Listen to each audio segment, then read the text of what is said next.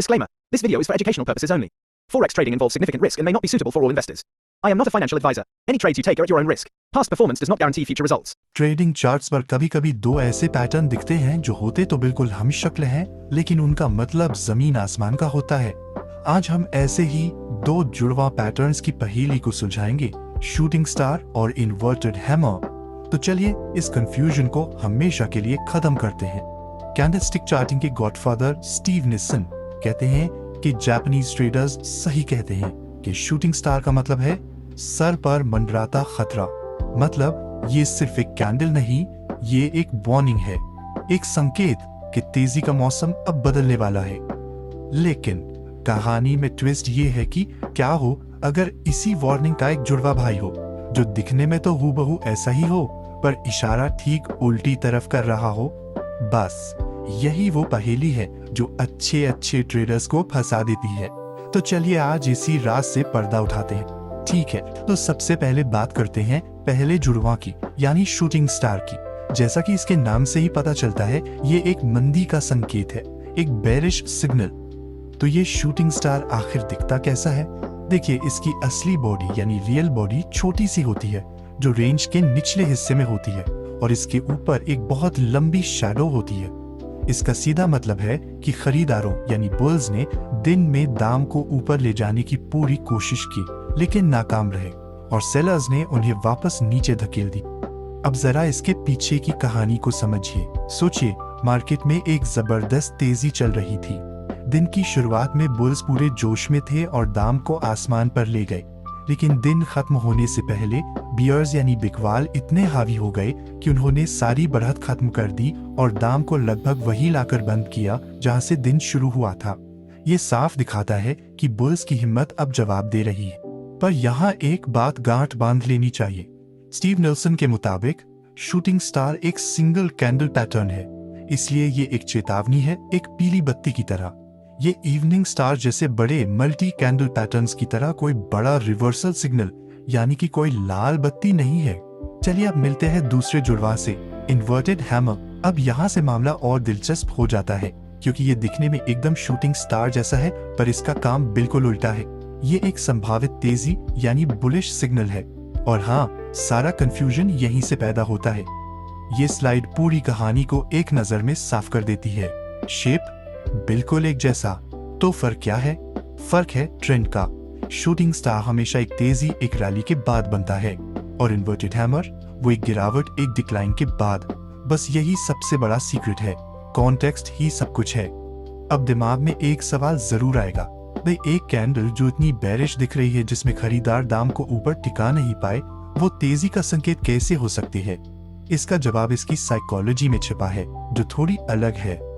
असल में ये कैंडल एक जाल है। किसके लिए? शॉर्ट सेलर्स के लिए, यानी उन ट्रेडर्स के लिए जो बाजार के गिरने पर दांव लगाते हैं। और इस कैंडल की असली ताकत उस दिन नहीं दिखती जिस दिन ये बनती है, बल्कि अगले दिन दिखती है, जब ये जाल काम करना शुरू करता है।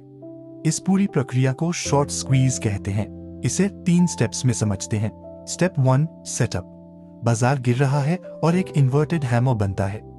शॉर्ट सेलर्स को लगता है वाह, खरीदार तो हार गए, और वो बेचना शुरू कर देते हैं। Step 2, trigger. अगले दिन दाम हैमर की बॉडी के ऊपर खुलता है या बंद होता है, बस जाल एक्टिवेट हो गया। Step 3, squeeze. अब शॉर्ट सेलर्स को नुकसान होने लगता है।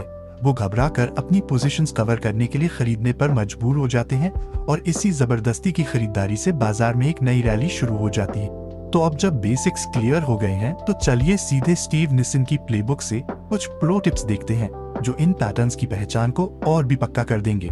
प्रो टिप नंबर 1, निसन के हिसाब से एक आइडियल शूटिंग स्टार वो होता है जिसकी रियल बॉडी पिछली कैंडल की रियल बॉडी से गैप अप के साथ खुले।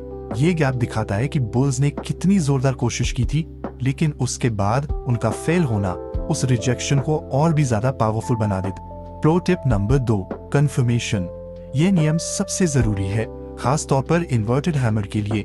निसान साफ कहते हैं कि इन्वर्टेड हैमर को हमेशा अगले दिन की बुलिश कंफर्मेशन चाहिए ही चाहिए।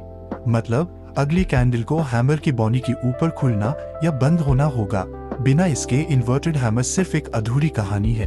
और अब एक बहुत बड़े मिथक को तोड़ते हैं, कैंडल का रंग।